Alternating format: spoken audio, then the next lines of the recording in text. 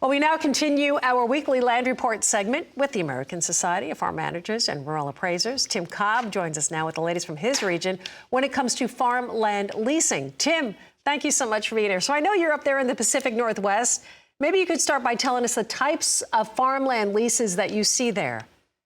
You bet. Thanks so much for having us today. You know, there's a variety of farmland leases, lease agreements across our region, with the main ones being mostly dependent on the status of the land or the crop types grown. Three specific ones are cash rent, traditional crop share, which is a 1/3, 2/3, and, net leases that are net of the expense of any crops in a crop share scenario. Are you seeing any farm operators turn over farmland leases this current crop year? We actually are seeing a touch of an uptick in the amount of year-over-year turnover in our area.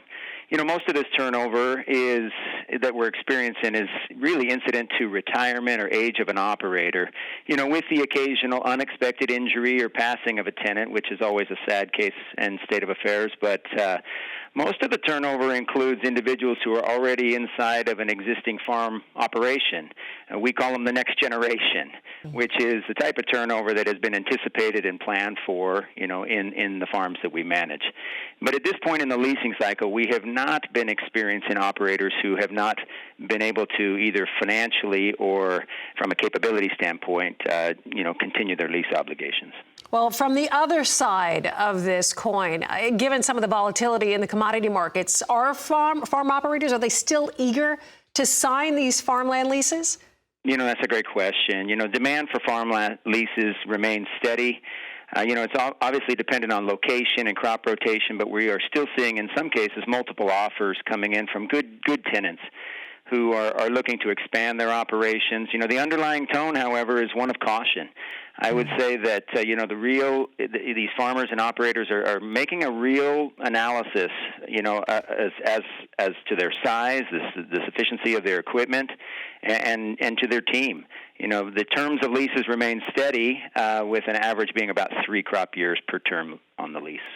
Hey, Tim, obviously we're talking about opportunities, right, for farmland owners during this current leasing cycle, but challenges that they should be looking out for and what they may be experiencing?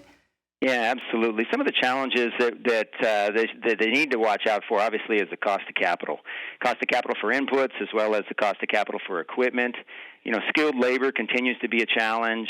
We are always, in anything we do, rooting on the trades and folks that will go and put in a good day's labor.